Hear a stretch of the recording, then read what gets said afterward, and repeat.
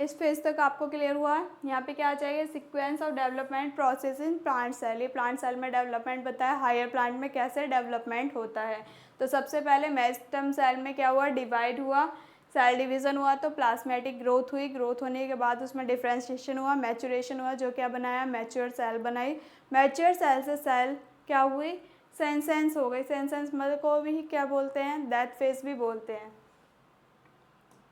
इसके बाद नेक्स्ट आता है प्लास्टिसिटी। अब प्लास्टिसिटी क्या होती है, जिसमें एबिलिटी होती है जो चेंज कर सके। तो एबिलिटी टू चेंज किसके बेसिस पे, एनवायरमेंटल और फेजेस ऑफ लाइफ साइकिल।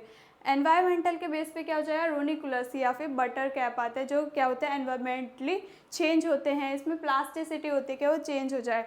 और next phase of life cycle में अगर देखा जाए तो उसमें आता है जुवेनाइल और मैच्योर। जुवेनाइल मतलब बर्थ फेज वो बोलते हैं जुवेनाइल को, और मैच्योर को जब प्लांट एलोंगेट हो रहा है तो वहाँ पे क्या आ जाए, मैच्योर फेज।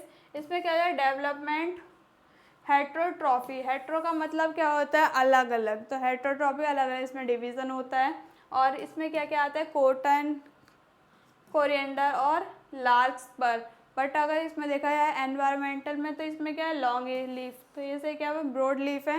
नीचे क्या दे रखा है, एनवायरमेंटल हेट्रोट्रॉफी दे रखा है। इसमें क्या अलग अलग वेरिएटेड डिसेक्टेड, यानी अलग अलग पार्ट्स हैं, तो वेरिएटेड आ जाएगा, डिसेक्टेड आ जाएगा। इसके बाद नेक्स्ट आता है इसमें एनसीईआरटी पोर्शन। तो plant follows different pathway in response to environment और phase of life to perform different kind of structure, यानी इसमें अलग अलग पाथवे होते हैं। कैसे, डायग्राम में अगर देखा जाए तो जुवेनाइल फेज सबसे छोटी फेज, उसके बाद मैच्योर या फिर एडल्ट फेज भी बोलते हैं। जैसे जुवेनाइल में देखा जाए टेरेस्ट्रियल हैबिट, एनवायरमेंटल के अकॉर्डिंग अगर देखा जाए प्लांट्स की स्ट्रक्चर है। इसके बाद वाटर हैबिटेट, तो ये क्या हेट्रोट्रॉफी है।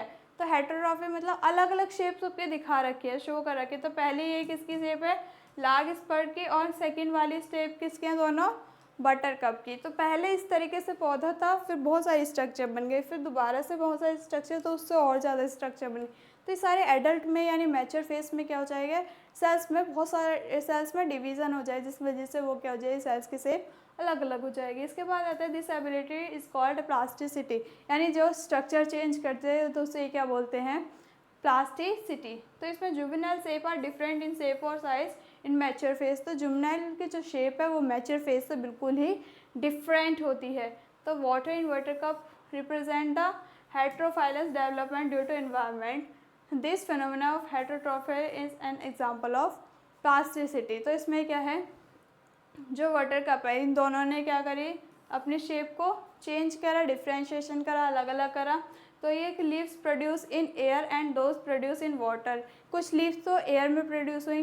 ये फर्स्ट वाला जो डायग्राम है लार्कस्पर का, इसने फर्स्ट में तो वाइंड में ये ग्रोथ इंक्रीज कर रहे हैं, और सेकंड वाले जो हैं वो किस में कर रहे हैं, बटरकप प्लांट्स में, वो वाटर में। तो दोनों में ही क्या हो रही है, शेप और स्ट्रक्चर सब की चेंज हो रही है। तो इसे क्या बोलते हैं, किसका एग्जांपल हो जाएगा, ये प्लास्टिसिटी का।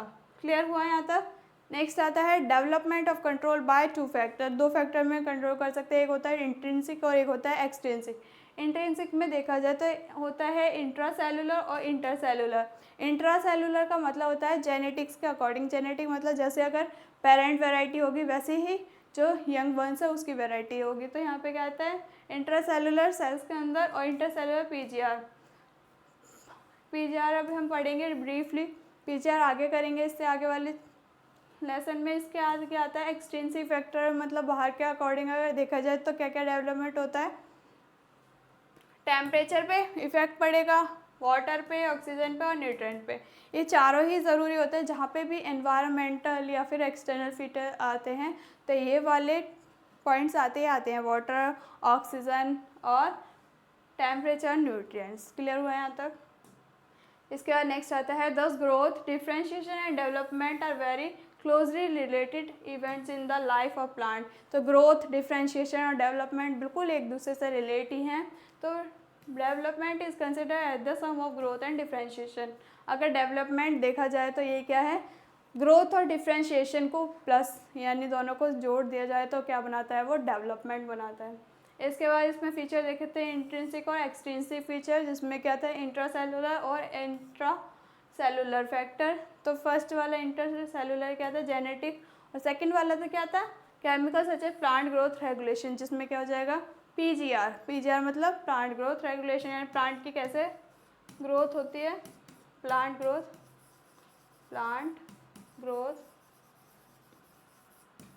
रेगुलेशन। इंटरसेलुलर और इंट्रासेलुलर। इंटरसेलुलर में जेनेटिक्स के बारे में, जैसे उनके पेरेंट्स की ग्रोथ होगी वैसे ही प्लांट्स की ग्रोथ होगी। इंट्रासेलुलर में क्या हो जाएगा, प्लांट ग्रोथ देख लेंगे, plant growth regulator, while the latter includes light, temperature, water, oxygen, nutrition. बाद में एक्सटेंसिव फीचर में क्या आ जाएंगे, वाटर, लाइट, टेम्परेचर, ऑक्सीजन और न्यूट्रिशन। क्लियर हुआ यहाँ तक, ये वाले चैप्टर ऑलमोस्ट आपको क्लियर हुआ होगा। अब आती है क्विज, ये क्विज टाइम है, तो क्विज में आती है फर्स्ट क्वेश्चन, मैथमेटिक सेल जो होती है कैरेक्टरिस्टिक बाय, उसमें क्या क्या सेल्स होते हैं। पहला थिन सेलुलोसिक होती है, डेंस प्रोटोप्लाज्म होता है, न्यूक्लियस होता है, तो क्या हो जाएगा ऑल ऑफ दिस। तो कौन सा ऑप्शन आ जाएगा ठीक, फोर्थ वाला, option number D.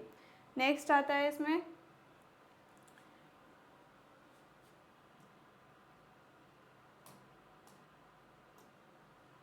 I hope आपको यहाँ तक अच्छे से क्लियर हुआ होगा, और मिलते हैं नेक्स्ट लेसन में। तब तक इस लेसन की अच्छे से तैयारी करिए, क्योंकि ये भी इस लेसन से ही सेकंड वाला लेसन रिलेट है, तो आपको डाउट होगा, इसलिए इस वाले को लेसन को पहले कंप्लीट कीजिए और सेकंड लेसन फिर हम स्टार्ट करते हैं नेक्स्ट लेसन में। चलिए